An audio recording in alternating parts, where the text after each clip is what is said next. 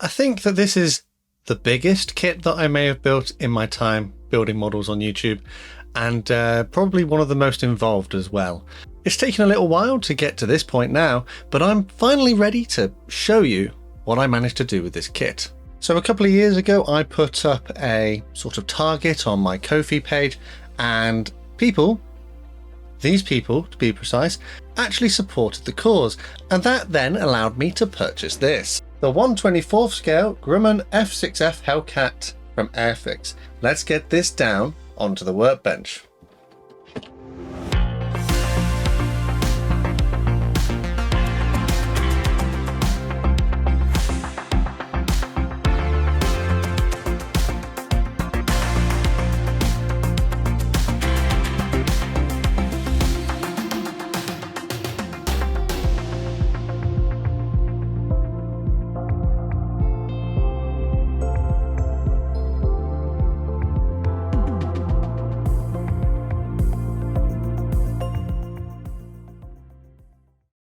Hello everyone, I'm Matt, this is Model Minute, and join me on the workbench today for this, the first part of a 6-part series where I'm going to be building and reviewing the 1/24th scale Grumman F6F Hellcat from Airfix. So in this, the first episode of the series, I'm going to be focusing on the cockpit and internal areas of the aircraft. I did put a poll up on my channel a little while ago to give you guys the chance to vote on this particular paint scheme that I was going to do, and it turned out that the Fleet Air Arm version was the most popular, so everything that I do from this point forwards will be with that particular paint scheme in mind.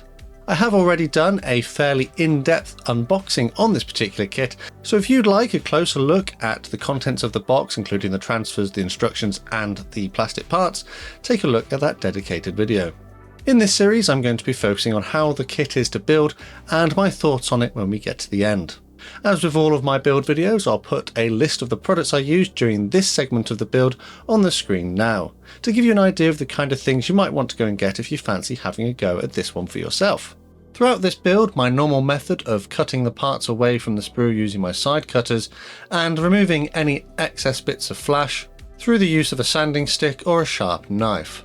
The mould quality of this kit is really quite good, and there are only small amounts of flash in a few places that needed cleaning up. Due to the large size of some of the parts though, they do have these extra little mould lugs, and these have to be removed and sanded away as well. My glue of choice throughout this build series will be Tamiya Extra Thin Cement. I particularly like that it's easy to use and runs into gaps to give a strong bond. To start off the construction of this aircraft, I'm going to be working on the cockpit floor.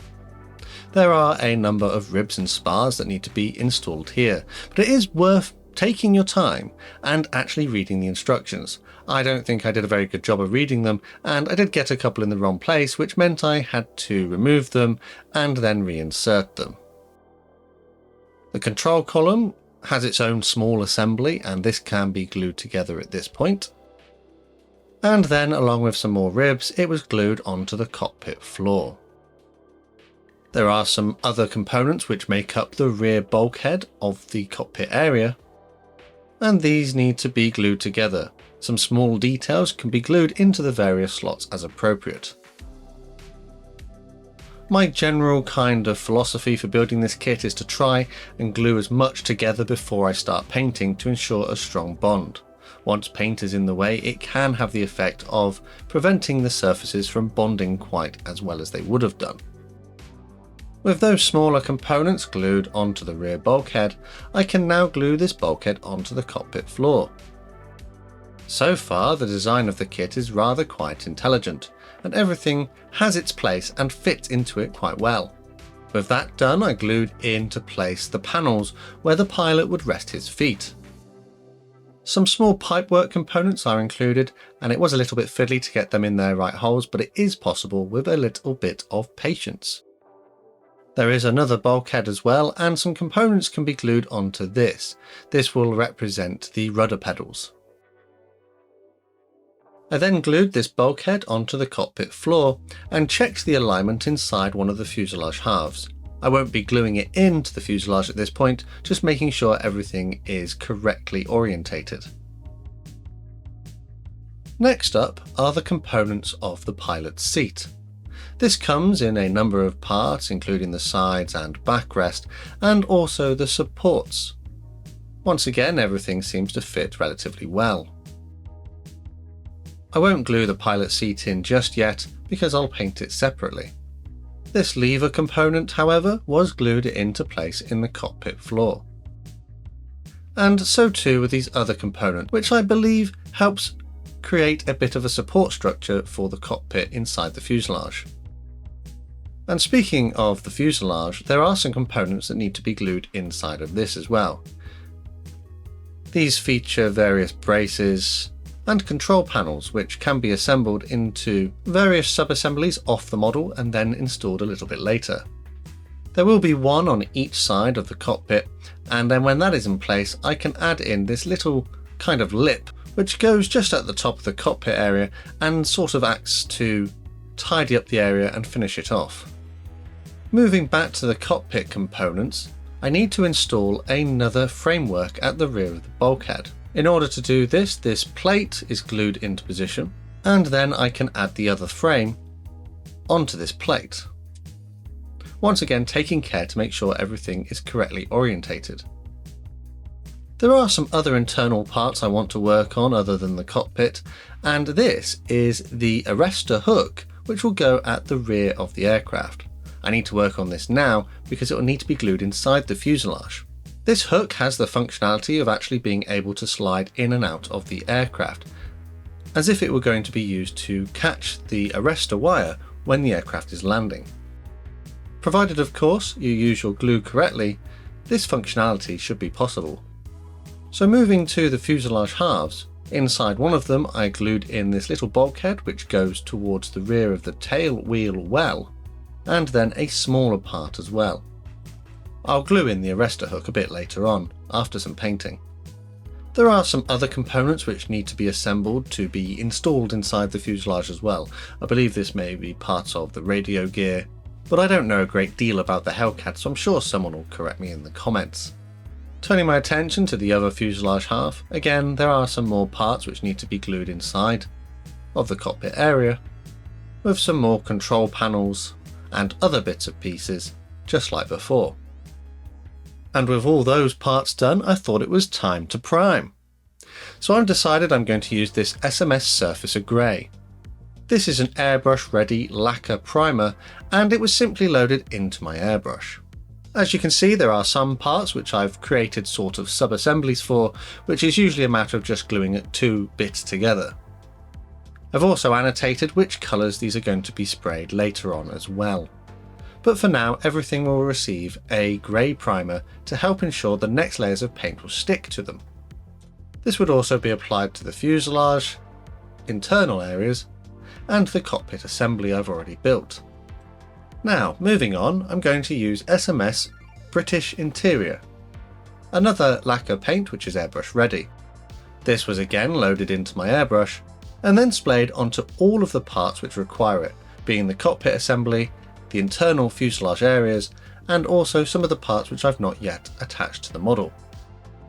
I don't think this colour is particularly accurate, so I will come back and address that a bit later on.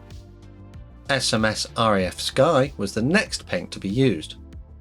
Here I'm using it on the arrestor hook assembly, and as recommended by the painting instructions, I would also use this on the internal areas of the tail wheel gear bay.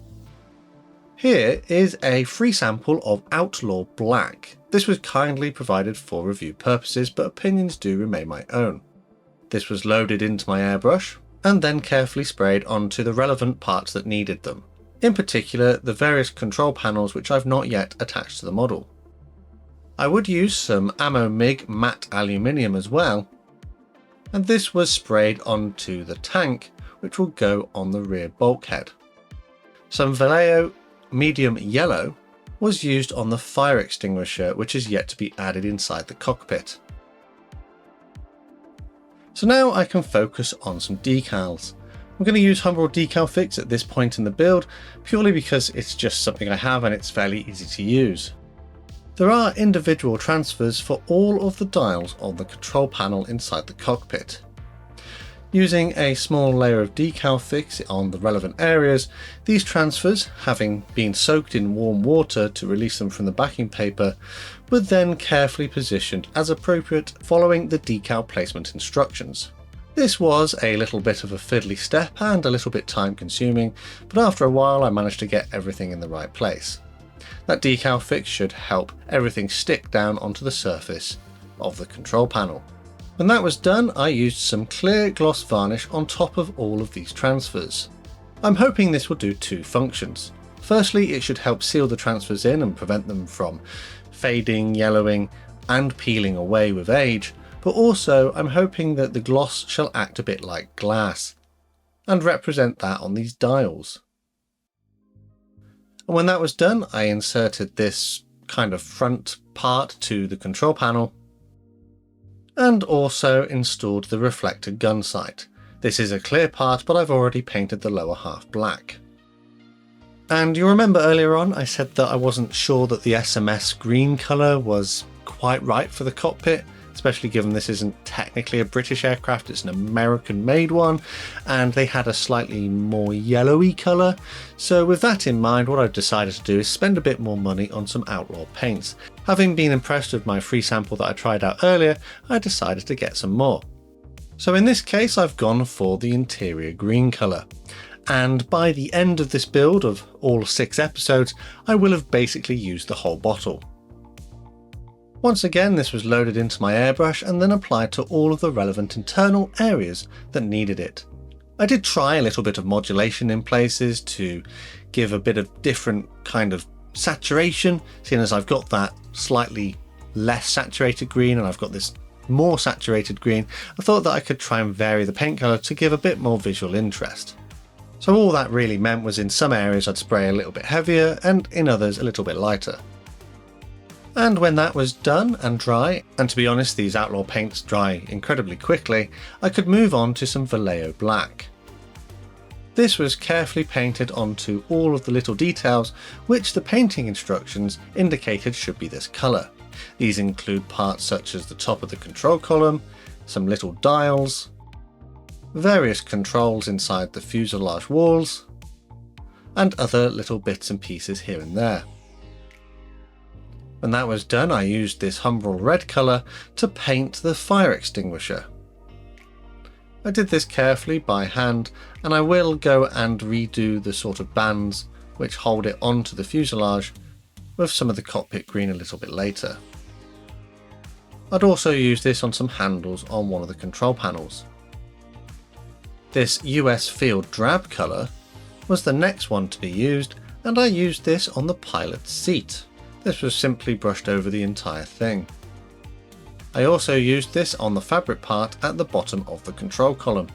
With that dry, this buff colour was used to carefully paint the fabric seat harnesses which are moulded onto the seat part, and also the harness component which is hanging off of the rear bulkhead.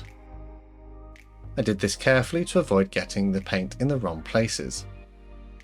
There are some transfers which need to be applied to the seat part as well, and this was done in the same manner as the control panel previously. It was at this point I could also add any of the other decals which had not yet been applied to the various areas inside of the cockpit that needed them. Once again applying them in exactly the same manner as before, and just taking my time to get them all in the right places. When that was done, I applied a thin layer of matte varnish over all of the areas where these transfers had been applied. Once again, this is going to act to provide a uniform finish as well as seal in those transfers and help protect them. Returning to that seat component, I would pick out some of the buckles in the aluminium colour I used previously.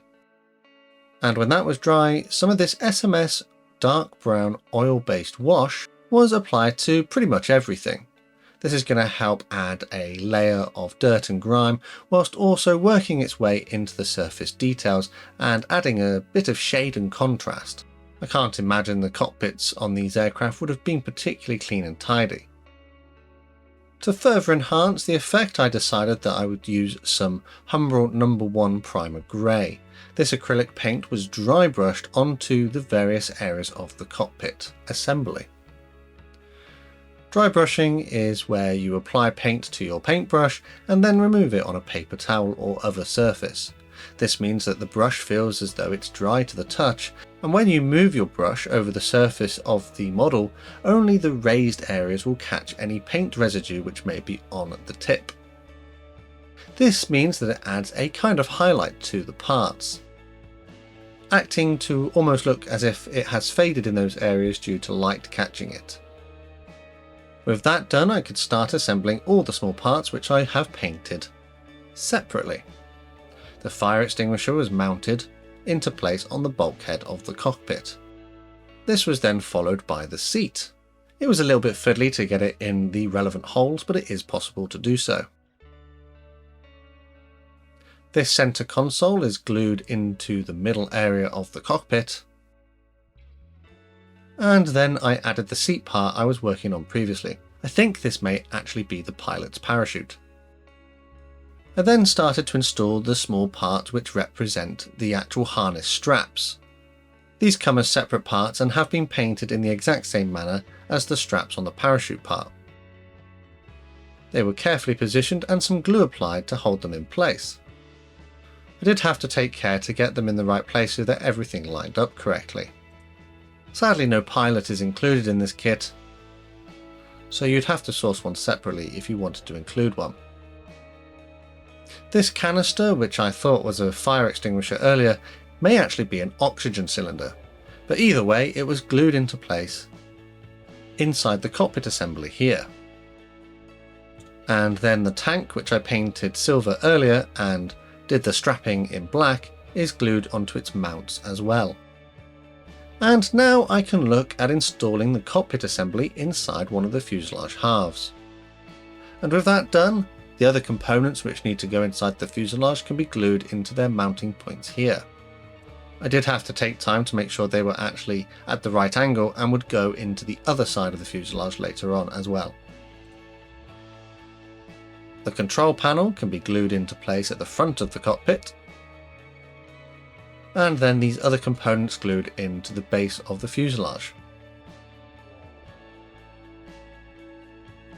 The arrestor hook assembly was glued into the tail wheel area.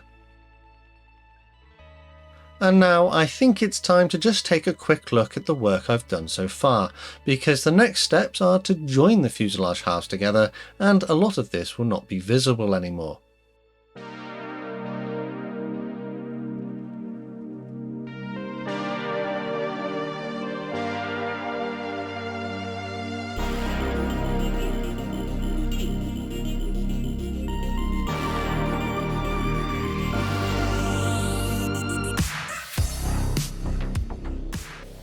I do quite like a lot of these features that Airfix have included in this kit, but it does feel a little bit disappointing that when I come to glue the fuselage half on in a minute, some of them won't be visible.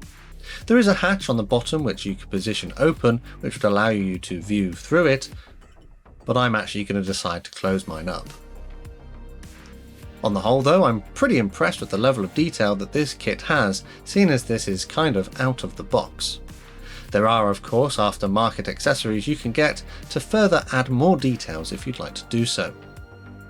And now it's time to say goodbye to a lot of these details. The other fuselage half was carefully glued into place, and I think now is probably the right time to start discussing the fit of this kit. Generally speaking, a lot of the parts of this kit go together quite well. The fit has been designed in an intelligent way, and the fit generally is okay. However, the fit is almost, I would say, exact in some of the dimensions. So say for example you've got a hole which is 1mm wide and it needs something to go in that hole, that thing will be 1mm as well. I would have liked to have potentially seen it to be maybe the hole was slightly larger so the fit would just be a little bit more smooth, but things, you have to apply quite a lot of force or open up those holes or mounting areas. And I found that if something was ever so slightly off, as in it didn't quite sit completely flush, say for example like a fraction of a millimeter, that may have a snowball sort of effect moving on for the rest of the build.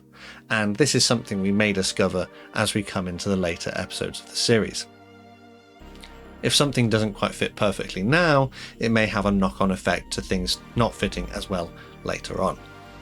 So I glued the fuselage halves together, and there is a small extra component which needs to go at the bottom of the fuselage halves, which represents another sort of spar or brace. And as mentioned, that fuselage access door, I'm just going to glue it in a closed position. And it may be my error, or perhaps, as mentioned, some of the things don't fit quite as well, but I do have some gaps along the seams of this aircraft. So I'm using some Ammo MiG Putty Surfacer Medium, which I run along the gaps to help seal them up and make them less noticeable. I did spend quite a lot of time off camera actually forcing the parts together when I was bonding the fuselage to try and make the gaps as small as possible, but even despite my best efforts, it still has gaps in places, which is a bit frustrating. Hopefully this putty surfacer will go some way to help conceal them. Once that surfacer was applied and had dried, I'd use a variety of different sanding sticks to sand down these areas and try and smooth them out. I did spend quite a lot of time off camera actually working on this step. And another product I received a little while ago to try out are some Be-Izzy riveting tools. The putty surfacer medium I've been using has actually filled in some of the recessed details and rivets on this kit, so this riveting tool should actually help to bring some of them back.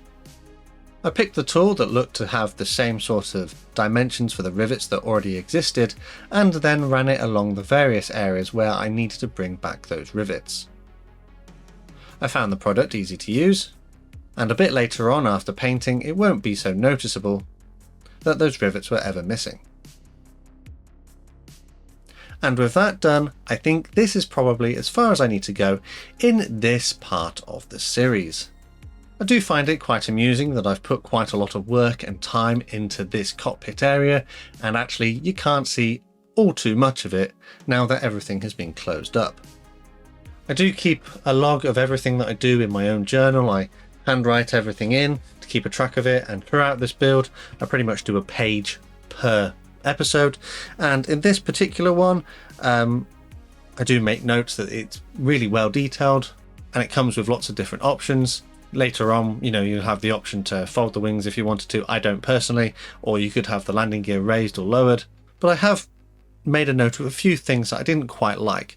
So in here I've written down that there were injector pin marks on some surfaces. I didn't bother to clean up all of them or address them. Some of them are really shallow and hardly noticeable, but on other parts they are more noticeable. But I'm hoping because now I've closed the cockpit you're not going to be able to see them. But the design of these parts maybe isn't as intelligent as Airfix kits that we would see today, because more typically now they will design the ejector pin marks to appear on parts which aren't going to be seen, or on the reverse side of them, or not at all. So I think because this is a 2019 tooling, they're still sort of developing that sort of finesse that would have come after this kit. This is sort of, feels to me like the turning point where Airfix have, really tried and really pushed out the boat with their design work. But this kit doesn't quite get it right, but I think I'll explore some of that a bit later on. Don't get me wrong, absolutely fantastic kit. Level of detail straight out of the box is absolutely superb, but there are some bits and pieces which I'm not 100% happy with. Some of it may be down to my own lack of modelling ability, but other things may be potentially down to the kit. I have heard from other people they had fit issues as well, so it may be that there are this really tight tolerances to the design of the parts, and if you don't quite get it right early on, then it will start to snowball and cause problems, which ultimately I do think I end up seeing later on. Other than that though, I do mention in here about the paint. The internal cockpit green I used originally was more typical of a British-made aircraft, such as a Spitfire or Hurricane. However, for an American-made aircraft it wasn't as saturated, and that's why I went out and got some more outlaw paints. And other than having to fill those gaps along the seams, yeah, generally pretty happy with my progress so far. But let me know down in the comments what you think of my build so far of this large scale kit. And don't forget to join me in the next episode, because in that one I'll be working on the wings and other parts of the main assembly of the aircraft. So make sure you stay tuned for that one. I think though for now it's probably time to wrap up this episode. So far, pretty happy with how things are going. Some small little issues which potentially might be my fault or maybe down to the design of the kit. But on the whole, I'm having a lot of fun. And the work that you saw in this video took me about a week to complete these steps. So I suppose the bigger the kit, the more value for your money. Because this one's going to take a while. As always, a quick shout out to my Model Club members for the extra support they give my channel. Massive thanks to these guys on screen. If you'd like to join them, take a look at the links in the description to find out how. Alternatively, there are other ways to help support the channel if you'd like to do so. The best way to help support the channel for free though, and ensure you don't miss any modelling uploads, is by subscribing with notifications turned on. From me on the workbench though, a massive thank you to you for watching, and I'll see you on the workbench again next time.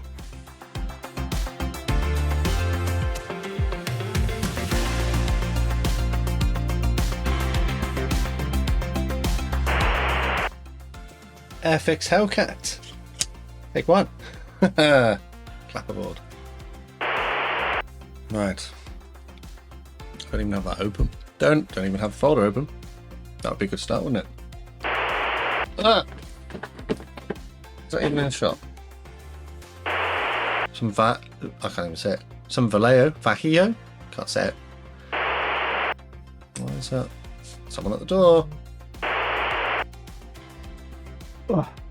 They seem to come and knock on the door when I'm recording. They just know.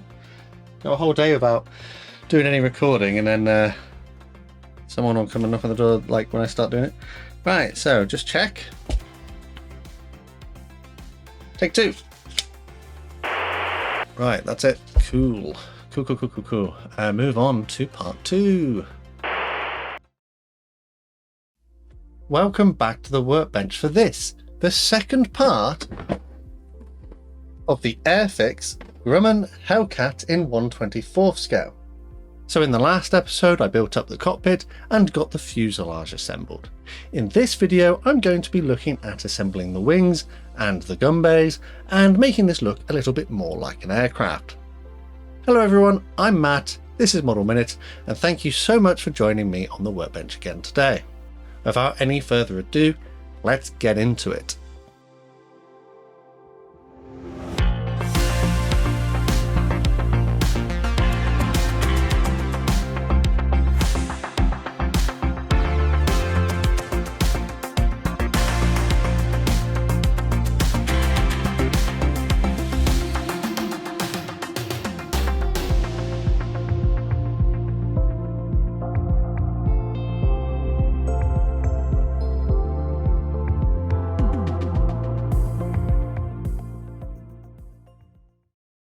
So following on from the previous episode in the series, if you missed out on what I did in that build, make sure you take a look at that part. So moving on with the second part of this series, I'm going to pop a list of the products I used on the screen now to give you an idea of the kind of things you might want to go and get if you fancy replicating my steps here.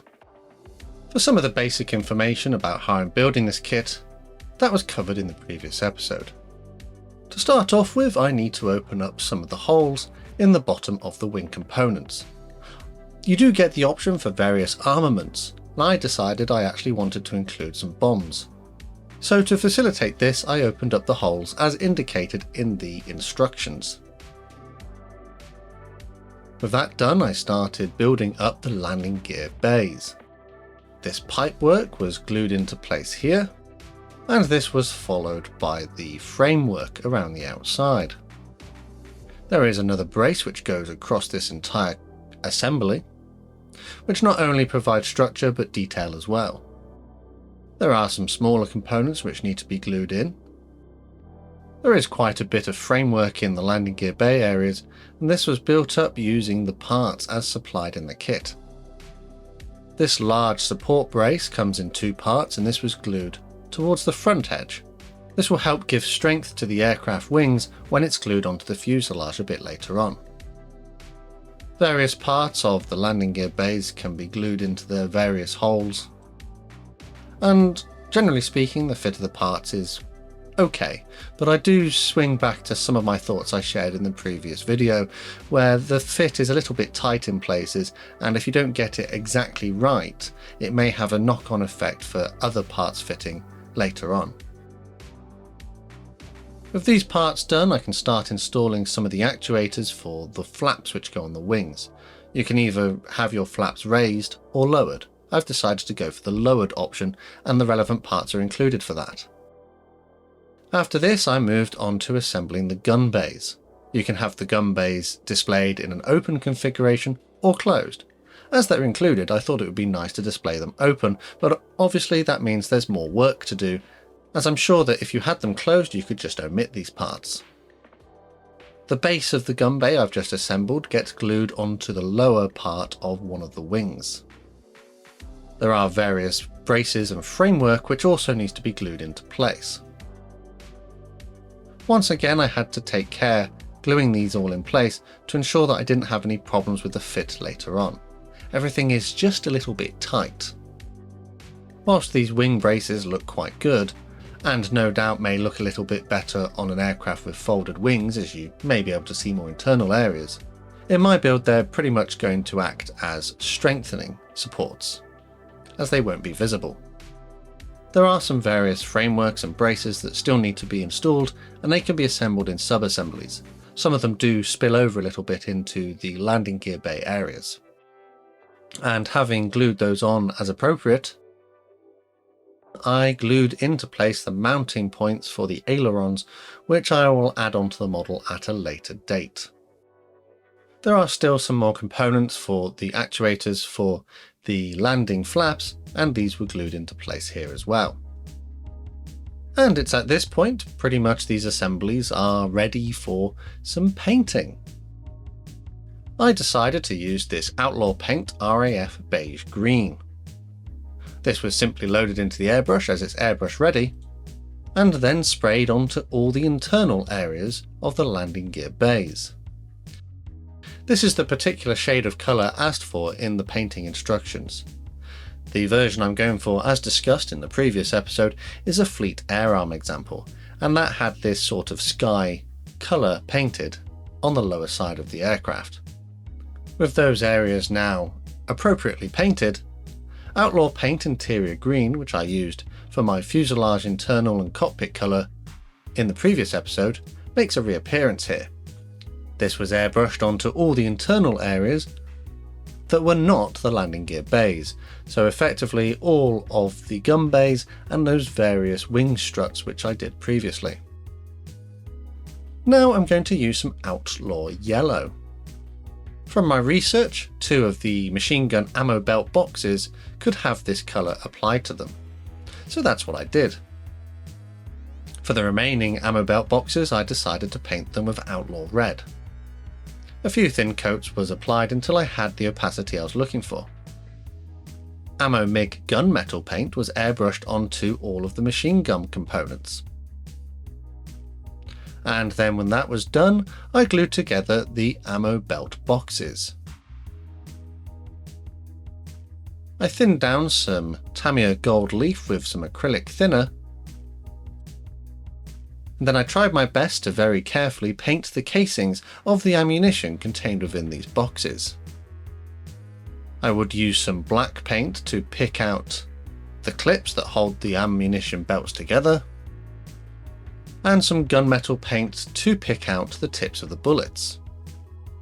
With that done, the next step was a little fiddly. The machine guns have to be threaded through the framework that I assembled previously, making sure to put the correct gun in the correct position, as they are all slightly different. It is possible to do so, and with that done, this small extra part for the most outboard machine gun was glued into place. The ejector chutes could then be glued into position as well on the sides of the machine gun. Again, a little bit fiddly, but it is possible to get them in the right place. And then with a little care, I installed the ammo belt boxes making sure that the feeds lined up correctly with the machine guns. There is a clear part for what I believe is a landing light, and that was glued into place inside of one of the wings. There are also some small clear parts which need to go in the tips of the wings, and these were glued into place here. And now I can start to assemble the wings together. Generally speaking, this sort of follows the same kind of deal as the rest of the build. The fit is a little bit tight, but has been designed relatively intelligently, where it sort of clips and slots together. I did find I had to apply quite a bit of pressure though to hold the parts together whilst the glue cured. There are some little bits and pieces which still need to be glued on, such as here by the landing gear bays, and another internal strut which should help join the wings together. This component was quite tight to fit, and I did have to remove some material to make it align correctly. Having already assembled the other side of the wing, I'm just going to show you the process. Effectively, it is relatively simple, where it sort of just slides together, and then you can apply glue to hold it all in place. But it is quite a fiddly step, and it did take a little bit of persuasion to get everything lined up correctly. With that done, I would run glue along the various seams and then apply pressure, holding it in place until this glue dried, to try and avoid any gaps. But once again, it did want to not quite sit as perfectly as I would have liked it. Having installed the wings, there are a few extra bits and pieces that need to be glued into the landing gear bays. I haven't painted these yet, but I will address that later on. It was a simple matter to just load some more of this paint into my airbrush and then cover those areas up. There is another panel which can be glued into place as well on the lower side of the wing. I think this could be positioned open for some reason, and I did find the fit again was a little bit tight, but with some perseverance I could get it in the right place. Now I'm going to use some of this gloss 38 lime and 19 red. These were used to pick out the navigation lights on the respective wingtips of the aircraft. And with that done, I glued the clear parts onto the tips to cover up these lights. And the wings are kind of in a position where I can move on. The fuselage from the previous episode can now be glued into place. Again, this took a little bit of perseverance to get things to align correctly. The fit is just a little bit off, and it took a little bit of work to get it to sort of click into place. There are some components which need to be glued onto the lower side of the wing and fuselage assembly, and these appear to be part of the radiator assembly. These were glued together. You can display the radiator vent in an open or closed position. I decided I'd go for mine in the open configuration. And when that was ready, it was glued into place on the bottom of the wing. As you can see, there is a small gap where it meets the fuselage, so things aren't quite aligning as nicely as I had hoped. Before I wrap this episode up, I'm actually going to do a little bit of work on the other surfaces of the aircraft as well. Here I am assembling the elevators. These come in a number of components, but if you're careful with your glue, there is the functionality that these be sort of operational. Once you've glued them together and then you sort of wrap the horizontal tail surface over them, so to speak, you could have your elevators in a drooping position on the ground, or you could glue them in a position as if they were being used to control the aircraft, but they are effectively free to be moved by hand if you'd like to do so. The rudder is assembled in very much the same kind of way, with its mounting part being glued inside the two halves before then being added onto the model.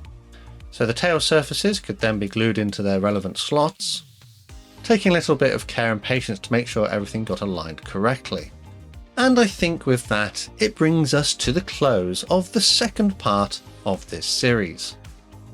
So I think we're making quite good progress here. We've managed to assemble our cockpit and general fuselage, and also now we've glued together our gun bays and our wings. And that landing gear bay is ready for some landing gear legs a little bit later on as well. Generally, I'm still quite impressed with the overall design of the kit and the level of detail that it represents, but as discussed previously, some of those fits of the various parts are not great. My fears of it being a bit of a snowball kind of thing. If you don't get something in the right place perfectly to start with, it may affect it later on. Sort of is happening a little bit now. I've been keeping a track of everything that I do inside of my notebook. This whole section has its own page, and in here I did make reference to the fit and the tolerances are quite tight. I did also make a note that some of the parts are a little bit mislabeled. I can't remember the specifics because I didn't write it as well as I should have done, but F28 and F29 should actually be F36 and 37 at step 141. So it seems like perhaps they've reused the numbers inadvertently, but it was a bit of an oversight, and it did cause me a few headaches and a little bit of confusion when I was trying to figure out what was going on. Part of me wishes that I'd recorded my thoughts at the time, as I can't really remember entirely now what that was in reference to, but it must have been important enough for me to put it in my book. So if you do build this one and you get to step 141, just take a look and check that the parts that you're putting in the right place are the correct parts, because in my case I got confused and it may not have been the right ones. I think I put the right ones in, it's just that they were labelled wrong in the instructions. But you know, when a model kit has over 500 parts and like 200 steps in the instructions, it is possible that small errors creep in at times. But generally the only point that I wrote in my notes here as a suggestion would be to test the fit of the parts as you go through before you glue them, just to make sure everything is fitting correctly. And that's pretty much it for this episode. Thank you so much for joining me in my little adventure on this super scale kit. In the next episode, I'm going to be looking at painting what I've already created and applying the transfers. So make sure you're subscribed with notifications on so you don't miss part 3. As always, a quick shout out to my Model Club members for the extra support they give the channel. Massive thanks to these guys on screen, and if you'd like to join them, take a look at the links in the description. There are other ways to help support the channel if you'd like to do so, and again, full information is underneath the video. Do let me know what you think of my current build progress and any other suggestions you may have for content on my channel. But from me here on the workbench today, it's time to say goodbye. Thank you so much for joining me on this one, and I'll see you for part 3.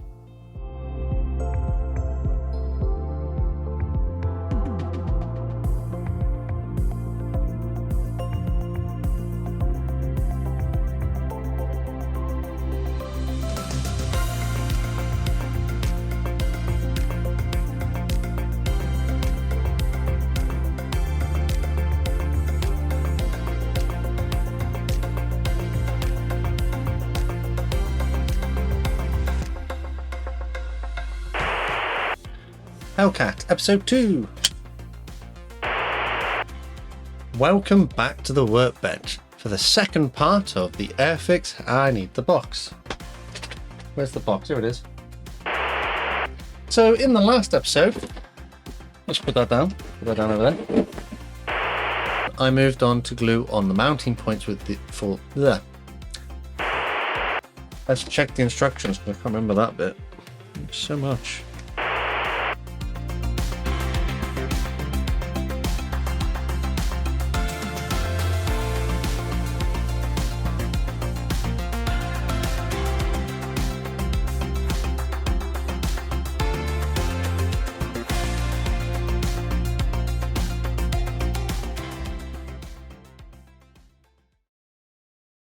Welcome back to the workbench. In the previous episode, I looked at joining the fuselage onto the wing assembly that I've created. But in this episode, it's time to start getting some paint onto the aircraft and making it look like an actual plane, and not just a big grey blob. Hello everyone, I'm Matt, this is Model Minutes, and join me for episode 3 of the 1/24 scale Grumman F6F Hellcat from Airfix. So far, this is turning out to be quite the project. So let's continue with this build.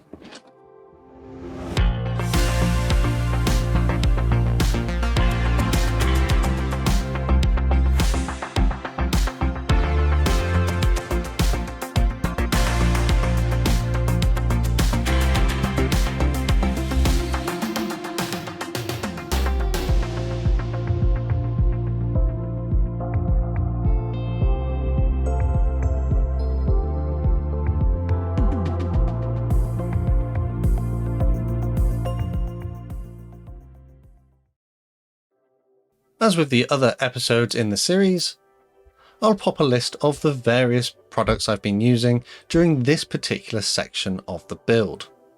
This should help give you an idea of the kind of things you might want to go out and get if you fancy building this one for yourself. So in the previous video, I got to this kind of stage. The fuselage and wings are pretty much complete. However, there are a few bits and pieces which still need to be added. I realised that I forgot to add the ailerons in the previous episode. These are relatively easy to assemble, however, coming in only a couple of parts. I also neglected to attach the landing flaps as well. Again though, they come in a couple of halves which just need to be glued together. There are these extra components which need to be glued into place, and these were attached to the relevant places on the aircraft. The ailerons were carefully glued into place on the relevant wings, and so too were the landing flaps. As mentioned in the previous video, I've decided to glue mine in the lowered position. However, you can glue these in the raised position, but you would have had to plan that previously, as the parts for this need to be glued in before the wings are assembled. As mentioned in the previous episode, I do want to have some bombs on the bottom of this aircraft. The pylons for this need to be glued together. Again, this has a simple design, the pylons being glued together and then the mounting rack glued into the pylons. And with that done, I glued them into the relevant holes which I had opened up in episode 2. I'm also going to glue together the landing gear.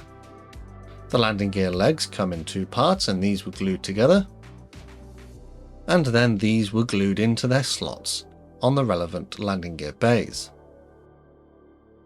I've decided to glue these various parts in here as there's no point painting them separately as they're all going to be the same colour. Some more elements of the landing gear can be installed. In particular, these other small components which go at the front of the legs, they were a little bit fiddly, but it is possible to get them in the right place. The landing gear covers were glued onto the sides of the legs, and this small one at the front. I have gone out and bought myself an accessory for this kit, and this is the Eduard mask set. I've been really enjoying pre-cut masks recently as they just make things a little bit quicker and simpler to do. The mask set features all of the masks for the clear parts that I'll need, and it was a simple matter to peel them off from the backing paper and stick them onto the relevant panels. I don't typically work with glazing this large though, and I did find applying the tape to be a little bit tricky. It sounds counterintuitive, but I actually find it easier to place the tape when the windows are smaller. This mask set doesn't cover everything though, and there are areas where I need to use some liquid mask, so some Vallejo liquid mask was used for this. I brushed it onto the relevant areas which needed this extra coating, and it would then be left to dry.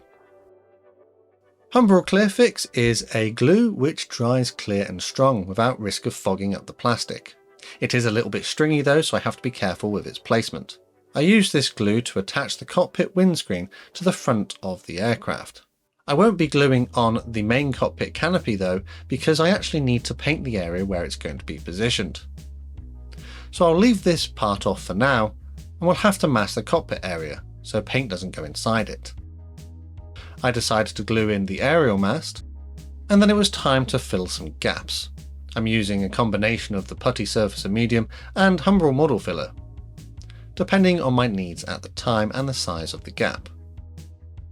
As mentioned in the previous episode, some of the fits of the parts are a little bit tricky at times and can kind of snowball if you don't get things in the right place and leave gaps later on.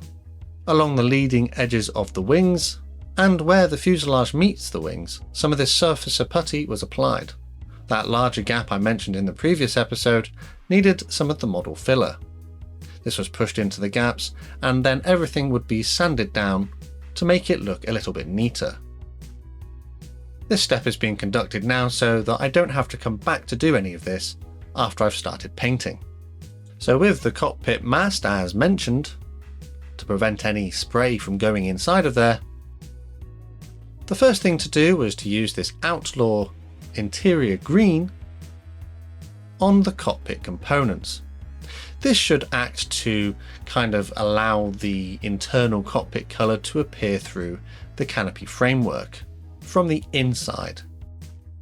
I also use this to tidy up any areas which I may have used some filler on, and those areas which may be outstanding and actually just require some of this colour. With that done, there are gun bay panels which can be used to display the gun bays in a closed configuration. I don't want mine to be closed, but I do want to mask them in the painting process. So these are not glued in place, they're just placed in position to help protect all of that work I did in the gun bays in the previous episode. So up first in this little painting adventure, I'm going to be using some Outlaw Black. I haven't actually bothered to prime the aircraft, as I find that the acrylic lacquer paints I'm using tend to just stick to the plastic really well. So this black paint is going to be used to add an element of pre-shading to the aircraft. I sprayed black lines on all of the joins where the panels would join, and other various areas to try and give a bit more shading, which might show through the next layers of paint as appropriate. And having done that, and it took quite a while, with some of the work being done off camera, I moved on to this RAF white. So during this build, as I mentioned in the first episode, it was actually voted for by you guys on the channel that I should do the Fleet Air Arm paint scheme. Now interestingly, this kit comes with 4 paint schemes. So you can see the paint schemes here on the box artwork. We've got an American one, we've got another American one, and we've got a French one. And these are all in an overall blue kind of colour. You know, perhaps this one might need the white bands painted on it, but generally speaking, they're all one colour, which is a simpler kind of paint scheme to do. But when I put this up for the vote, you guys all voted for that. You voted for the more complicated paint scheme, and well, let's give it a go. Let's see what happens. Granted, it will be a little bit more work for me to do, but hopefully it will look okay in the end. So to start off with, there are some white panels on the wings and tail of this aircraft that need to be painted. I do like to work from a lighter colour to a darker colour. I find it easier to paint darker colours over light rather than the other way round. So I airbrushed this paint onto the relevant areas, working up the opacity as I needed. I would spend quite a bit of time just making sure that I could make the sort of pre-shading that I've done look kind of convincing. And when that was done, they were appropriately masked with some masking tape to protect them from the next layers of paint. Again, I'm working from light to dark, so I'm going for the RAF beige green next. This is the lower side colour of the aircraft, and is the colour that I've previously used in the landing gear bays. Again, this was built up to sort of preserve that effect of the pre-shading whilst making it look a little bit more subtle, helping to add a bit of tonal variation to the paint scheme. This was applied over all of the lower surfaces of the aircraft. With that done, the next darkest colour is the RAF Dark Slate Grey, again another Outlaw paint. So for these camouflage colours on the top, you can see that I've already masked some of the areas where I don't want the paint to go, particularly along the edges of the wings and where it meets the fuselage, and then I just decided that I would paint them on sort of freehand. Once again, taking my time to build up the opacity of these colours as appropriate. I did find masking the area around the fuselage to be a little bit tricky, which is why I did it off camera. Seeing as this model is quite large and working in a small space that I do find I have to do a few things off camera because I literally can't bend the right way to get the camera to point at the thing that I needed to point at. So masking this was one of those steps. It's quite good that these lacquer paints dry as quickly as they do, because by the time you've done one section you can actually move back to a previous one and apply more paint as needed. And to finish the paint scheme, the last colour I need is some dark sea grey, again another Outlaw paint. And this was applied in exactly the same way, completely freehand, and building up the opacity of the paint until I had an effect I was happy with. It is worth mentioning that throughout this build I've been using a Gallery Mobius 0.3 airbrush. It seems to be perfectly acceptable for the work that I've been doing during this build. And the lacquer paints going through this were quite easy to clean out. I did use some lacquer thinner just to run through, and then I could use other cleaning solutions in order to just finish off the job. But generally speaking, I found this airbrush to be completely acceptable. Full transparency, this was a free sample provided for review purposes, but these opinions I'm expressing are completely my own. Generally speaking, the pressures that I was using in my compressor were between 12 and 15 psi, as requested by Outlaw themselves. But at times I would drop that pressure as needed based on what I was doing. And with that all done, it was time to start removing that masking tape. There were some small areas that just needed a little bit of tidying up here and there, but generally speaking, there was no paint bleed and I was really happy with how this was starting to look. Although this is the slightly more complicated paint scheme, I'm actually quite pleased I went with it in the end. It's starting to look quite an interesting model.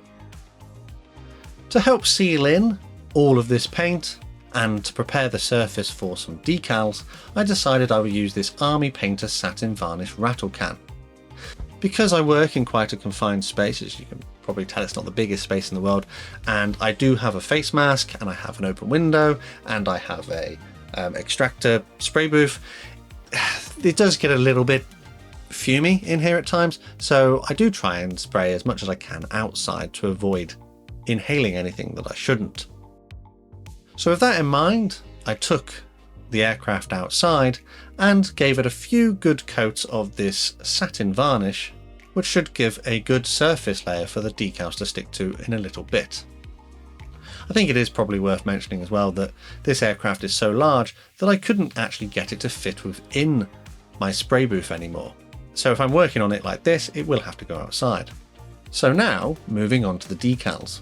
The decals come on a rather large sheet because naturally it's a large scale and a relatively large aircraft, but also because there are 4 paint schemes in there. So I did take my time to cut the relevant transfers away from the sheet as needed. And when I was ready to use them, they were soaked in warm water to help release them from the backing paper.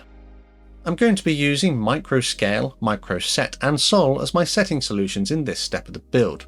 First up, the micro set from the blue bottle. This was brushed onto the relevant areas where the transfers were going to be applied. This should help soften them and help them stick onto the surface of the plastic. The decals were slid off of their backing paper and then carefully positioned. Some more micro set could be applied as necessary to help soften them onto the surface. I would repeat this process for all of the transfers that needed to go onto the model at this point. There are quite a few tiny little stencils which are a little bit fiddly, but with some patience and care you can get them in the right places. I've found the serial numbers on the side of the aircraft to be a little bit troublesome, not because they tore or folded up or anything like that, but purely because they're a little bit smaller than I was expecting. It doesn't mean that they're the wrong scale, they are scaled correctly as far as I can tell. It's just that they were a little bit more difficult to get sort of aligned correctly. But generally speaking, the decal application phase went without any major incidents. And when all of those decals had been applied and the micro set had done some of its magic, the micro sol from the red bottle was then applied over the top to further soften them and enhance the effect. The effect, of course, being that they look as though they were painted on, rather than just water slide transfers. Repeated applications of these solutions should help to prevent any silvering from appearing in the decal film. And I think by the end of the build, I had managed to avoid silvering for about 99% of these transfers. There are a few little areas later on which look ever so slightly as though they may have silvered, but only in certain angles and in certain lights. So on the whole, yeah, pretty happy with my decal application process. And with that, it brings us towards the end of the episode. Granted, you guys voted to see the slightly more complicated paint scheme, and actually I quite like the way it looks. Granted, I didn't use any primer. It didn't really matter because those acrylic lacquer paints have stuck to the plastic really well. That pre-shading as well, I don't generally do pre-shading, but I'm quite happy with the way it's looking, and the transfers seem to have been applied really nicely too. One thing that is probably worth mentioning is that having left the transfers to cure for a little while, I did actually go and put a final coat of the varnish over the top just to help seal them in and prevent them from moving or yellowing or fading whilst I'm still working on this kit. I'm really happy with how this is starting to look now. It went from being quite a challenging build to now actually I feel like I've made progress and it's starting to look like the thing that it should start to look like. This was probably one of the more interesting steps because I've managed to use some new products in this episode which I hadn't tried before, and those outlaw paints are actually quite impressive. With a good level of opacity, the colours seem to be really accurate and they dry incredibly fast, which means you can make good progress. However, as mentioned, I would prefer to use them outside because I don't really want to be breathing in lacquer fumes. And on a project of this size, I'm going to have to start thinking about how I paint it because it just doesn't fit inside my spray booth. As with the other episodes in the series, I have been keeping my notes in my book, just writing them down as I go through to keep track of what I've been doing. But generally there's nothing in here that particularly screams out at me as being new or not previously mentioned. It just says here that, you know, test the fit, because you might have gaps, and that comes from the earlier part where I was finalizing the little bits of assembly for this video. But I have no comments about the painting, so it was a relatively stress-free experience, and the decals were good to apply as well. And with that, it's probably time to finish this episode. Make sure you subscribe with notifications on so you don't miss the next episode. In part 4, I'm going to be building and painting the engine assembly. And yes, that does warrant its own video by itself because it's got quite a lot going on in it. So make sure you stick around for that one. As always, a quick shout out to my Model Club members for the extra support they give the channel. Massive thanks to these guys on screen. If you'd like to join them, take a look at the links in the description for more information. There are other ways to help support the channel too as well, and if you'd like to do so, again, full information is under the video. As mentioned though, make sure you're subscribed with notifications on so you don't miss the next episode, and do let me know what you think of my build down in the comments. Finally though, from me at the workbench today, it's a massive thank you to you for watching this one, and I'll see you again next time.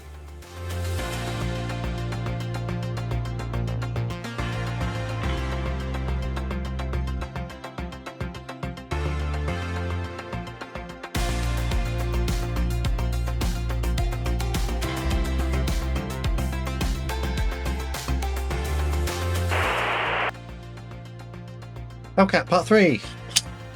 Oh, that was really loud. Right next to my ear. Of the 124... No, that's not right. It's not 124 scale, is it? Such a big box. As with the...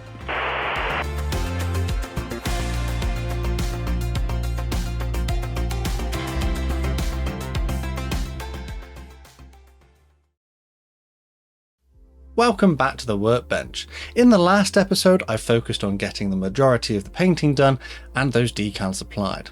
Today, in episode 4, I'm going to be creating the engine for the Hellcat. And yes, it does require its own video because there's quite a bit to do. Hello everyone, I'm Matt, this is Model Minutes, and join me on the workbench today as I continue my build of the 1/24 scale Airfix Grumman Hellcat. Let's get into it.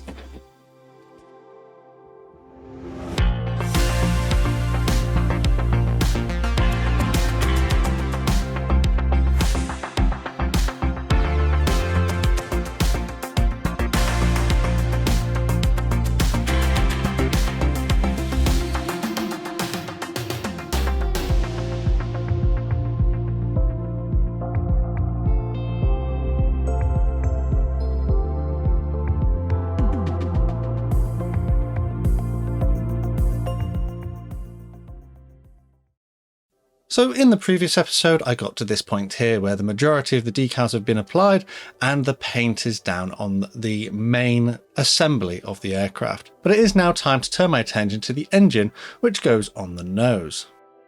I'll put a list of products I used during this section of the build up on the screen now to give you an idea of the kind of things you might want to go and get if you fancy having a go at this for yourself. But as with the majority of the build so far, I'll be constructing this in very similar manner. All of the parts have been cut from the sprue and any flash or rough areas sanded down. The first step in this engine assembly is to build up this kind of cylinder part. There are bits that go inside and these were done using some Tamiya extra thin cement. Once this cylinder is joined together, this kind of ring component can be pushed into place. But as you can probably tell, the fit is quite tight. And that sort of brings us back to the points which we raised in previous episodes about how the fit being a little bit questionable in places. The fit is generally quite tight for a lot of these parts, so it will require a bit of dry fitting at times to make sure things will actually go together. With that done, I added this further component. I'm not going to pretend like I know what all of these parts of the engine are. If you know what they are, let me know in the comments. My plan here is to try and build as much of this before I start painting it, because I think it'll just give a better bond for the glue. At this point, I joined together the cylinders, and then these two are mounted onto the shaft for the engine. There are some small little parts which need to be glued onto the tops of these cylinder blocks, so that's what I did at this point here. And with that done, it's starting to look pretty good already. So what I've done, you can see I've assembled a few little bits and pieces off of camera just to make things a little bit quicker, but generally just follow the instructions and joining a couple of bits onto other bits. I've now separated them out into different trays. Each of these trays is going to require a different kind of paint colour to be applied to the relevant parts that are contained within it. So first up, I'm going to use aluminium 56 straight out of a rattle can. I haven't bothered to prime these parts as I think this paint will stick straight to the plastic without any problems. I didn't have a great deal of paint left in this rattle can as I've used it in other projects, but it was enough to do these components that you can see on screen. After this, some Outlaw Paint Dark Admiralty Grey was used on these components that you can see on screen. Again, I've not used any primer, this is just going straight onto the bare plastic. Next up, I mixed some Outlaw Black paint with some Satin Clear to make it a little more glossy. Again, this was loaded into my airbrush and then painted these various components here. I am pretty much following the painting instructions, but replacing Humbrol paints with my own paints of choice. Next up is some interior green. This was airbrushed onto all of these components here. Again, as indicated by the painting instructions. I've decided to do all of this in this kind of order so that it will make it a little bit easier when I come to assemble them without having to paint things whilst they are attached, which I think would be quite difficult to do. Ammo MiG gunmetal was next to be loaded into my airbrush, and this was sprayed onto all of the various pipe elements that will be attached to the engine in a bit. This Humbrol number 12 is an enamel copper colour. There are a couple of components that need this to be applied. I had already base coated these with the grey paint from earlier. And now, with all of that done, it's time to start assembling the various components. As you can see, having painted them separately is going to make this a lot easier during the assembly step, as things will generally look a little bit better. However, gluing them together may be a little bit problematic, and some paint may need to be scraped away in various places. This ring type components was joined onto the cylinders I've already done, making sure to get it in the right place. After this, the next set of cylinders could be installed as well. Again, this is a very tight fit and I had to remove some material from the shaft so that I could get it to fit. After this, another one of these rings is installed. The propeller mount can be inserted into this component here, and provided you don't glue it into place, it should allow the prop to spin freely. This kit can actually be motorized using a motor, and parts are included to accommodate that. However, I've decided that I won't bother with that, and instead this should be free to rotate by hand. That part I painted copper can now be installed into its correct place. And then some Humbrol number 1 grey was used to dry brush some of the details on some of the other components I'm yet to install. I thought it'd be best to do it at this point and bring out some of these details, as once it's built I think it'll be hard to get to them. Before I go any further, I think I'm going to add the copper wire as indicated on the instructions. I have actually gone out and bought the correct size wire as mentioned at the top of the page. Fortunately, Airfix have provided sizing guides on the page, and all I did was go along and cut these pieces of wire to the right size. They haven't, however, provided any shape information, so I'm going to have to figure that out as I go. I would use super glue to glue these into the relevant holes, and as you can see there are quite a few holes pre-moulded into the engine, ready to accept the various bits of this copper pipework. I'm not sure it's actually pipework, I think it's like braiding for electrical cables. I know that you can get aftermarket components for this, but I decided to follow the Airfix instructions and use wire. This was an incredibly fiddly and time-intensive step, actually taking a couple of days to get this process complete. I found it better to stick one end into the relevant hole, wait for the glue to dry, and then consider bending it. But in some places, you had to make sure you'd bent the part before you put it in, as otherwise you physically couldn't reach in to bend it correctly. To say this was a bit tricky is probably a bit of an understatement. There are an awful lot of these wires to do, but once it was done, it was time to fortunately move on. So at this point I'm gluing in the components which need to go onto the sort of end of the engine assembly, and they had been left off until now to allow all of those copper wires to be installed into place. It would be easier to put the wiring in with these components not in the way. And with that done, it was time to start installing all of the exhaust pipes. This again was another fiddly step. I had assembled them, as some of them come in a number of parts, off camera and then painted them, but a couple of them I had to sort of disassemble and then reassemble to get them in the right place. It is possible to do, but again everything has like a really tight fit, and this was a little bit of a struggle. In some places you felt as though they were not going in, and then suddenly there would be a click and it was done. And then the back part of the engine assembly was glued into place, again quite tight to fit. There are some smaller components that also need to be glued in here, and this was done. I continued adding some other small details to the front of the engine, and in some places I did have to take a little bit of care and remove a little bit of paint just so that they would stick correctly. And then with the engine more or less in this condition, it's time to start adding the braces which will hold it onto the fuselage of the aircraft. Again, these have specific mounting points, and provided you've built the engine correctly, it should pretty much fit in the right place. There's only really one way it can go. The final engine exhausts do need to be installed at this point, and once you've also got those in the correct place, it is worth paying attention to the instructions as they are sort of ordered. You have to put some in before others, but once that's done you can add the final part on the top, which is the sort of end nozzle of the exhaust. Provided everything is in the correct place, that should actually fit. Again, if it doesn't align correctly, that means there's something not in the right place. Here I'm adding some more parts which are going to go inside the fuselage of the aircraft. I'm not entirely sure what they are, but these ones actually went together pretty easily. And this assembly was then added onto the engine. Again, a little bit of persuasion was needed, as it has quite a snug fit. The engine mount components can then be added as well. Again, a little bit of a fiddly step. You do sometimes need more than two hands in order to build this engine. And then part of the supports for the air intakes were added as well. Some air vent piping components were added here, whilst the front parts of the air vent were glued at the front of the engine. It is worth making sure that you've assembled these correctly, as I think I did mine a little bit wrong and had to fix that.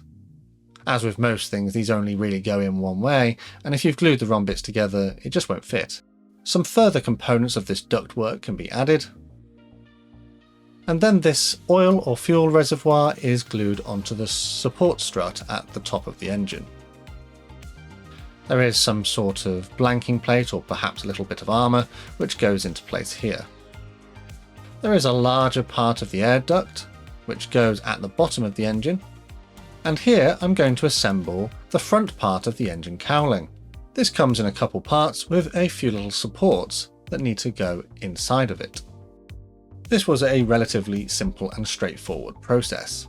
It's time to do a bit more painting, so Outlaw Black makes a reappearance, and to replicate the pre-shading that I did on the main aircraft in episode 3, I'm repeating the same process here. After this, some RAF white, again from Outlaw, was loaded into my airbrush, and this was applied onto the engine cowling. According to the painting instructions, the Fleet Air Arm version that I'm doing had a white nose. Next up, I mixed together some Humbrol 78 cockpit green with some 90 sky. I'm trying to get a bit of a facsimile of the internal paint colour that I've used, and I painted this by hand onto the internal areas of this cowling. I decided to do this rather than airbrushing it, as I thought masking it would be a bit of a pain and I didn't want to get anything on the white paint that I've already done. The lower portion of the air intakes on the cowling, however, were painted purely with the 90 sky, as that should match the lower side of the aircraft. And then with that done, this was added onto the engine assembly. Again, if you've done everything correctly, the mounts should line up perfectly. Moving on to the aircraft, there are some pipes and things that need to be glued into place before I can add the engine. The holes for these are quite clear, but this was a fiddly step as nothing really seemed to want to align, and it took a bit of persuasion to get them in the right places. With that done, there were a couple more components which I've already painted the correct colours, which were glued into place.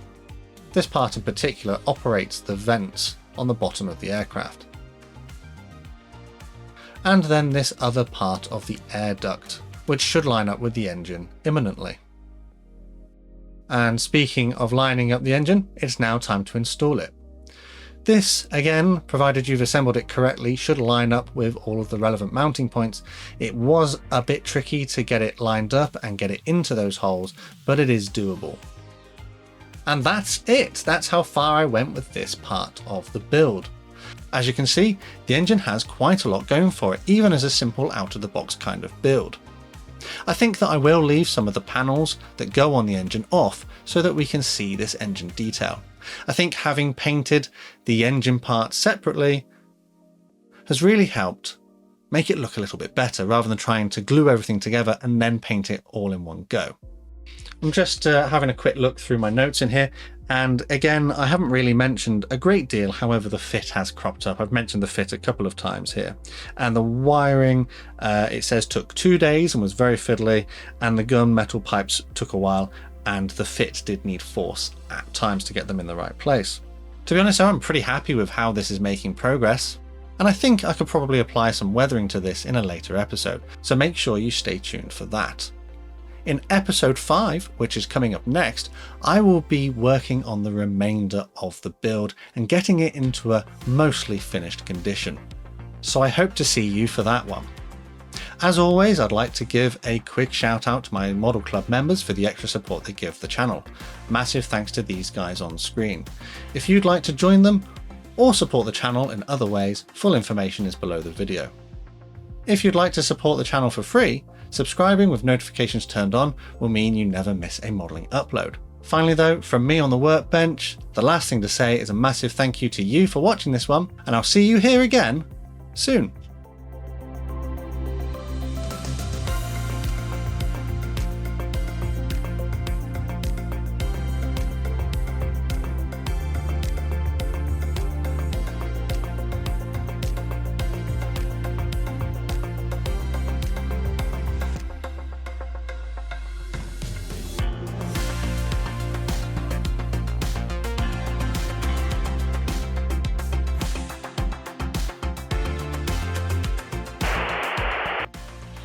F6F Hellcat, part 4, take 1. Not so loud this time. Oh, yes, big old parts. After this, some Outlaw Paint Dark Admiralty, can't say it, Admiralty. After that, the back of the engine was glued into place. Again, a little fiddly, as the tight again is very fit. Fit, tight.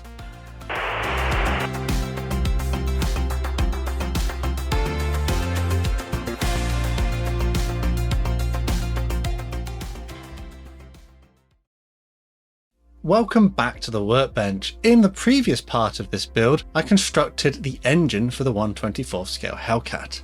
In this part, I'm going to be completing the final assembly, so we're almost there. Hello everyone, I'm Matt and this is Model Minutes. And join me for part 5 of the 1/24th scale Grumman Hellcat from Airfix. Let's get into this.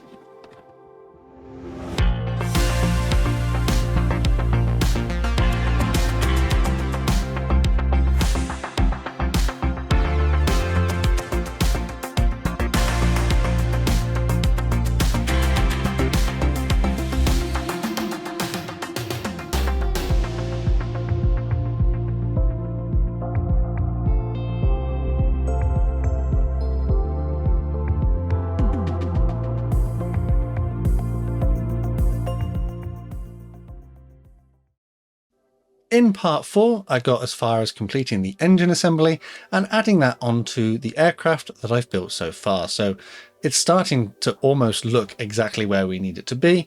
But in this episode, we just need to get all those final bits of plastic glued onto the plane. As usual, I'm going to pop a list of the products I used on the screen now to give you an idea of the kind of things you might want to go and get if you fancy having a go at this one for yourself. I'm not going to go into detail on how I cut and clean up the parts because I've already covered that in previous episodes. I'm just going to crack straight on. So here I've got the various panels which are going to be added onto the aircraft, and they need to have their internal areas painted in the same interior green. I've almost used the entire bottle though, so I do thin this down. Both of these are from Outlaw Paints. It was a simple matter just to spray all of these parts internally with this colour. Next up is some RAF Beige Green. Again thinned down as I am running out of this paint, having used almost an entire bottle on this build. This was sprayed onto the external surfaces of the lower parts of the panels, as well as any other components which are still waiting to be added to the aircraft. These include elements of the tail wheel. With that done, some of these panels can start to be installed. I decided on the lower side of the plane that I actually wanted to have the vents in an open position, but you could glue them closed if you wanted to. There are a couple of support braces which need to be glued into place on the engine in order to prevent the panels from being misaligned. These had already been painted with the green colour, were glued into place, and then the lower panel added. You might notice that there are some gaps in places, and this sort of stems from that snowballing effect I've mentioned in previous episodes, where if the fit isn't quite perfect, later on the gaps may become a little bit larger. Dark Sea Grey from Outlaw Paints was then loaded into the airbrush and painted onto the upper surfaces of the panels that required it. You can see that on some of the panels I've actually sketched out in a pencil which parts need to have this paint on. I'm hoping that when I add them onto the aircraft, all of the camouflage lines will actually match up. After this, the dark slate grey that I used on the camouflage scheme was repeated on the panels so that the camouflage scheme could be blended in. And with that done, it was time to add the panels that I wanted to include. So on the starboard side of the aircraft, I've actually decided that the majority of the panels will be in place. All I did was simply add some glue and install these into the relevant areas. This was a little fiddly at times, but I made sure that each panel was in place before moving on to the next one. Again, there are some more little strut components which need to be glued into place to help support the panels. I'm not sure all of these struts are needed, but if you're leaving some panels off, you definitely need them to be there. So returning back to the starboard side, these panels were added, having already had the relevant camouflage colours applied to them. The engine vents here can actually be positioned open or closed. I decided I'd like this one to be in an open position. Outlaw Satin Clear Lacquer Paint was next to be used, and this was airbrushed onto all of these panels to help bring the finish in line with the rest of the aircraft. Also, there are a couple of decals that still need to be applied. As with the previous episode where I applied decals, I'm using Microset and Microsol as my setting solution. The decals on the nose of the aircraft were applied in exactly the same way that I've covered in a previous video. There are a few little stencils and things that I had to take a little bit of care to get in the right places.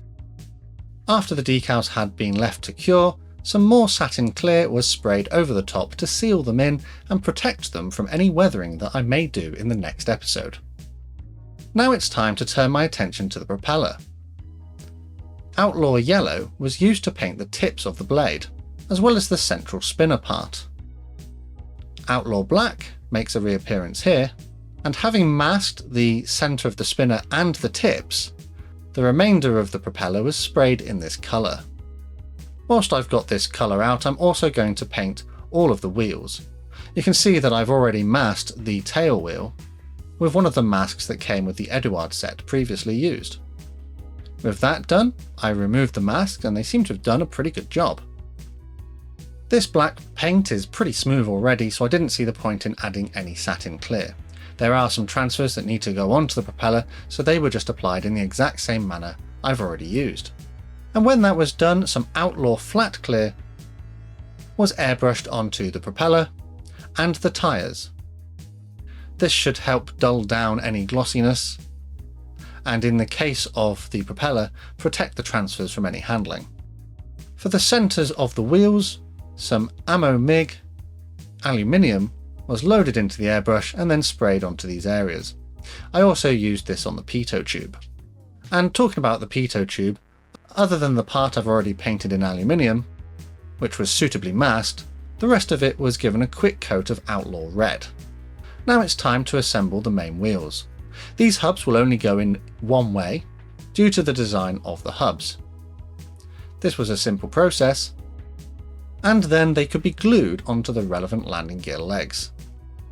There is a slightly flattened edge on one side, so I made sure that lined up with the ground to simulate the weight of the aircraft pushing down on the tyre. The tail wheel assembly was built following the instructions, and this was a fairly simple process. It was a little fiddly at times though, given the number of parts and the small contact areas between them. Once that was done, it was carefully installed into the relevant position inside the tail of the aircraft. You'll remember from a previous episode that I put in the panels for the gun bays as masking elements. Here I'm going to remove them. I did have to clean up some of the sticky tack that I'd left inside to make sure that they didn't move. There is a bracing component which goes across the gun bay. This was glued into place, having previously been painted the same interior green colour. Once that was done, the correct gun bay door was glued into the relevant position.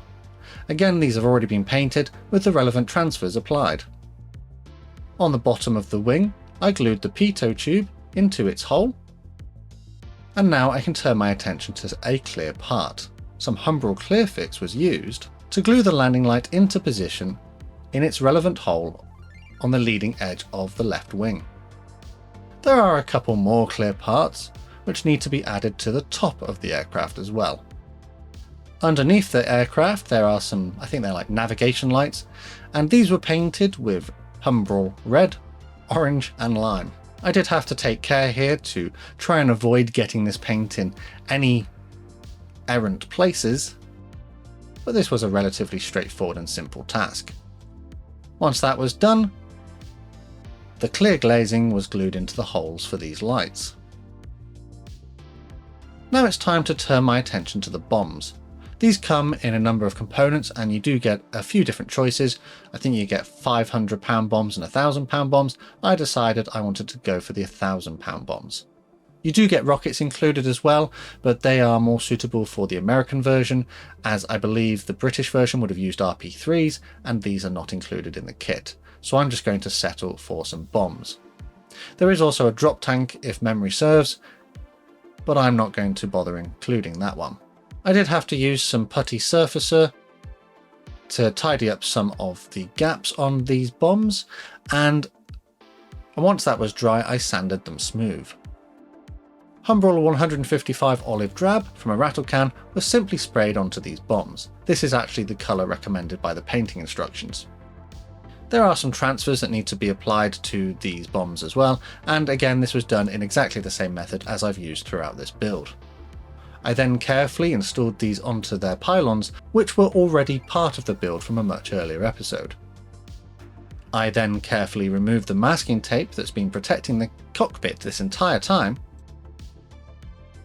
and then carefully peeled away all the Eduard masks which are protecting the windscreen. The sliding part of the canopy was placed onto the aircraft, but it's not going to be glued in until the next episode. Again, this was painted in a previous episode and the masks have simply been peeled off.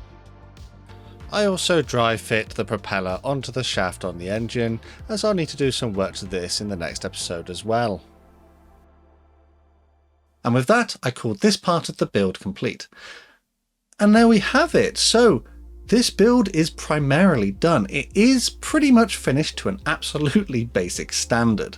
However, in the next episode, I'll be adding some weathering and finishing touches to just add a little bit of extra weight and realism to the aircraft.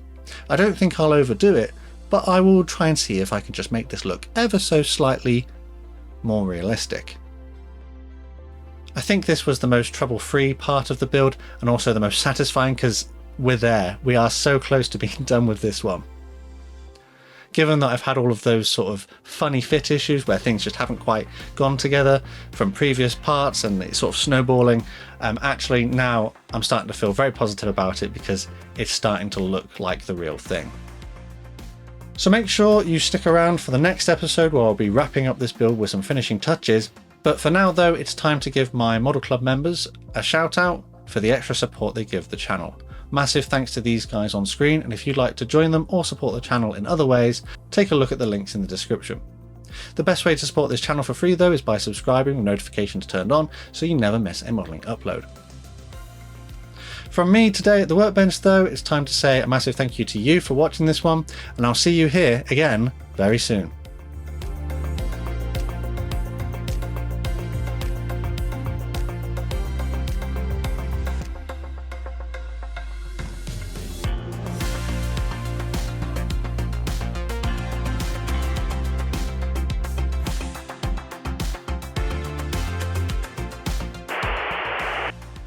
What are we doing? Hellcat part 5, take 1. Getting there, getting so close. And join me for part 5 of the 1/24th scale Airfix. God's sake. Airfix.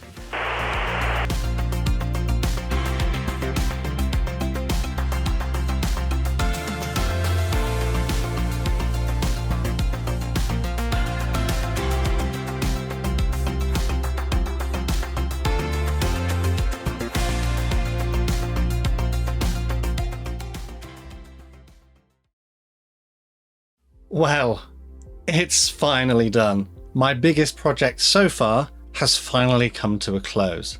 Hello everyone, I'm Matt, this is Model Minute, and welcome back to the workbench. Join me as I complete this final episode of my Airfix 1/24th scale Grumman Hellcat. And in this one I'm going to be adding some finishing touches and rounding it off with a review. So let's get this down onto the workbench.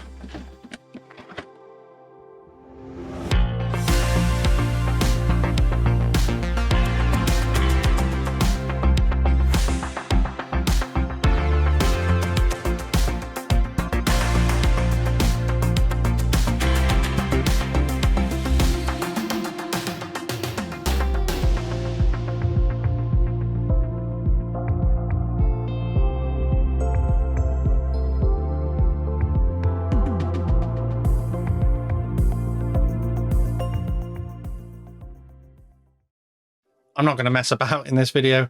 I think I'm just going to get straight into it. We're going to get some final bits added onto the model, give it a little bit more weight. In the previous episode, the majority of the build was done. It was pretty much in an out-of-the-box kind of standard, but now it's just to go a little bit further and add a few extra elements. As with the other parts in this build, I'll add a list of the products I used during this particular section on the screen, so that you can have an idea of what to go and get if you fancy having a go at this for yourself. So first up, I've got this US light green. This is kind of the same colour as the internal cockpit area. And what I decided to do is a bit of a layered kind of chipping effect. I've got a sponge with some of this paint on, and I've decided that as the first step I'm going to add a bit of chipping to make it appear that in certain places the paint has been worn away and is now revealing the primer colour. This was done in some select places, such as where the pilot and crew may walk on the aircraft wing to access it, and around any panels such as the gun bays, which may have had regular access in order to rearm, refuel, or repair the aircraft. I also thought that because of the way that air is quite abrasive when an aircraft is flying at like 300 miles an hour, that some of the paint on the leading edge of the wings may also have been stripped away. So I sort of simulated this using a paintbrush here. Next up is this Primer Grey 01, and I repeated the exact same process I've just done. This is going to add a further kind of contrast and add a little bit of visual interest to the chipping that I've already done. This was applied in pretty much the same places, just adding a further layer. And then the final one was some polished metal from MiG. And again, this was applied in pretty much the exact same places, but this time showing a further effect where the paint has been worn away and the bare metal is now being displayed. I would use a fine brush to do this one to try and get some fairly neat control of it. This was applied to all of the areas where I thought heavy use and traffic from personnel climbing over the aircraft would have worn the paint down to the metalwork. I did apply some of this to the propeller as well, as I imagine that whilst this is spinning it would wear some of the paint off due to air resistance. With that done, this SMS dark brown enamel wash was applied to the entire aircraft. I actually did thin this down with a little white spirit as I thought it a little thick straight out of the bottle. But on the whole, a large wide brush was used to apply it to the entire aircraft, and as this has recessed panel lines and other details, it should run into those and add a further layer of grime, adding some shadow and contrast as well. Once that was done, I took a sponge with some white spirit on it and then brushed the aircraft in the direction of airflow to remove any excess wash. Hopefully all the stuff in the recessed areas should remain, and as I'm wiping in the direction of airflow, it should kind of add to the effect. This was a rather therapeutic stage, but I did have to take care not to be too overzealous with this. I was concerned that if I added too much of this, I could run the risk of peeling any paintwork. But fortunately, I didn't experience any of that. Areas where I would go a little bit heavier and potentially not wipe it away was in the gun bays and those panels, and also on the visible engine elements. In particular, some of the panels around the engine may be a little bit dirtier. With that done, the Humbrol 01 Primer Grey makes a reappearance. Having left all of that wash to dry, I then dry brushed this grey paint over all of the detail areas. This should help add a further level of highlight. A small amount of paint was applied to the paintbrush and then it was rubbed on a piece of paper to remove the majority of the paint so that it felt dry. I then brushed this paint, with its residue, over the various raised details, and those raised details will catch the paint. I did this over all the various panels and any areas where there were raised details. The effect isn't overly obvious, but it does give a nice subtle look. I think it is particularly noticeable on the gun bay areas.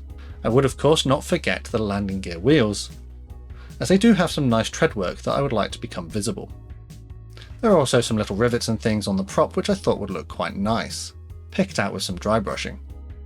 I do have this Humbrol oil stain wash which is a little bit glossy, and this was applied to any of the areas where it seemed to be that there was some sort of oil or fuel filler.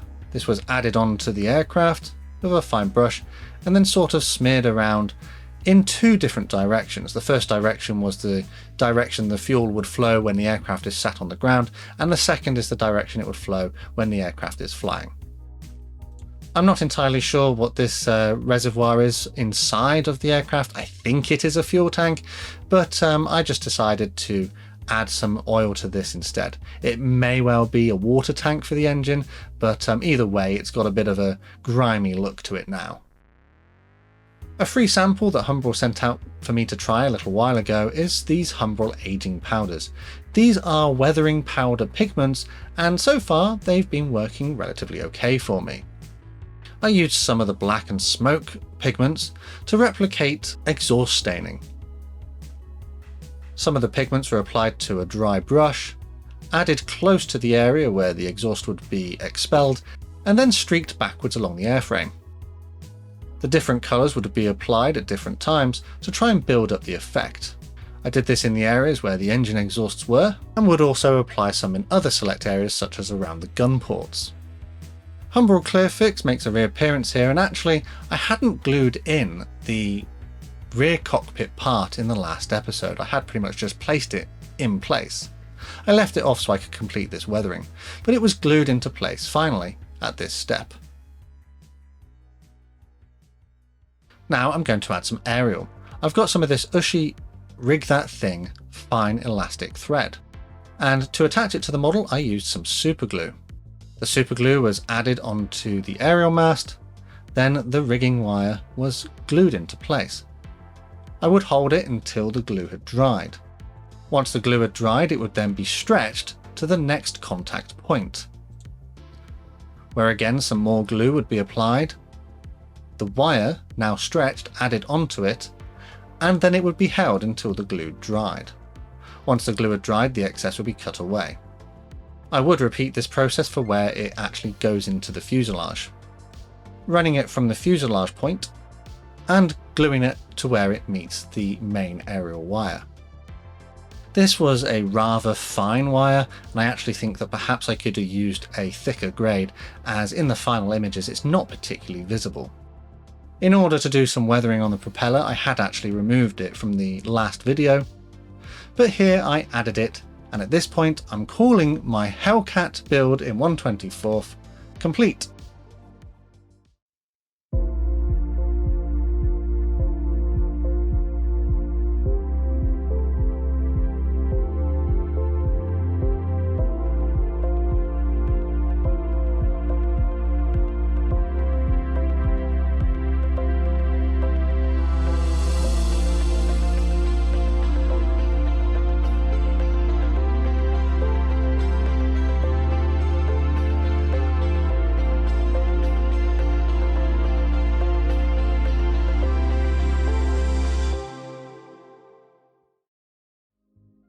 And there it is, not particularly adventurous weathering, but I think these extra final steps just add an extra bit of weight.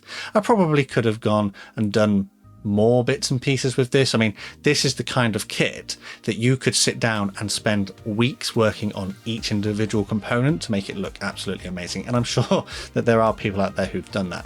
This build took me about 3 months to complete, and it's definitely the biggest project that I've done so far on my channel. I am generally pretty happy with how mine looks. I was a bit sort of put off by how complicated the kit looked, but now that I've built it, it's given me a new kind of confidence that I feel like I could go and do other kits as well, or at least similar ones with the same kind of level of complexity.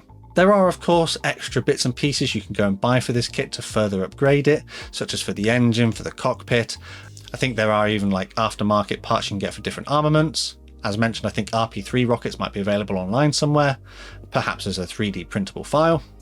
But I pretty much went for an out-of-the-box kind of build with a few little extra bits and pieces. As mentioned, I think we need to just talk a little bit about the kit and wrap this up as a review. So this kit dates from 2019, and although it is a very impressive model, it doesn't quite have the finesse or quality that a kit from more recent years, such as 2023 or 2024 has. I have no doubt in my mind that this kind of kit has influenced those sort of designs. The lessons learnt from this model no doubt have had some impact and bearing on the current standard of Airfix kits. I found the moulding to be really good, the level of detail was pretty great, there wasn't anything really in the way of flash that needed cleaning up, and those cartograph decals applied to the model really well, with their printing being great and the film not leaving much in the way of silvering. If there was any silvering, it was probably my fault. Featuring nearly 600 parts, it's no wonder that this kit is not exactly the cheapest one in the world. I believe at the time of release this was around £129.99 here in the UK, but I can't find an RRP for definite. All I know is that I paid £114.99 for this a couple of years ago. Thanks of course to the crowdfunding effort that these guys on screen donated to in order to see this project be brought to life, so thanks massively to these people on screen.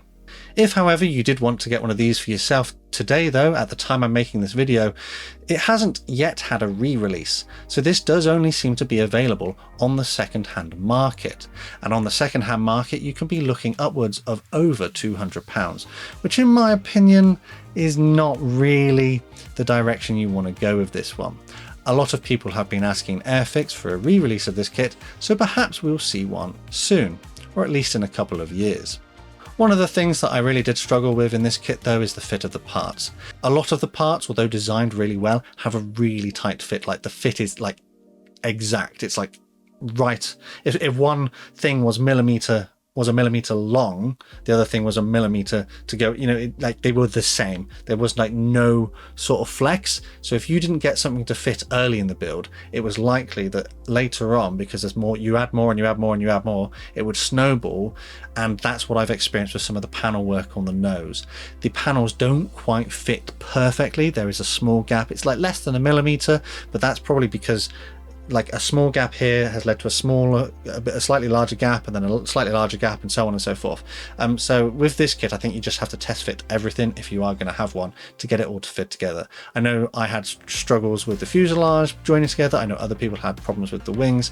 It's just because those tolerances are so tight that if you aren't dry fitting every step, you are going to probably find that it will snowball and cause further gaps. But in my example, I managed to fill most of the gaps, and I don't think they're so noticeable at the end of the build. I think though it's probably time to wrap this one up here. I'm so happy that I've finally been able to build this one and show you guys my results.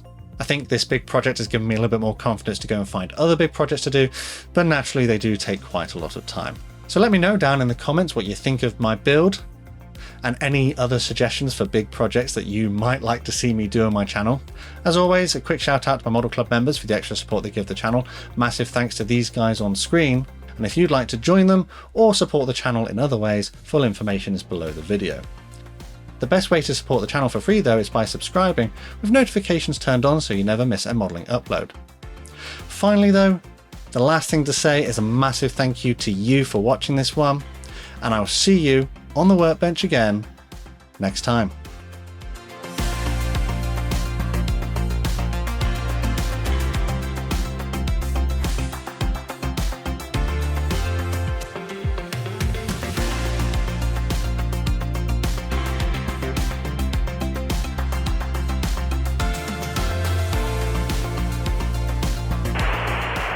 Areas where I would go a little bit heavier.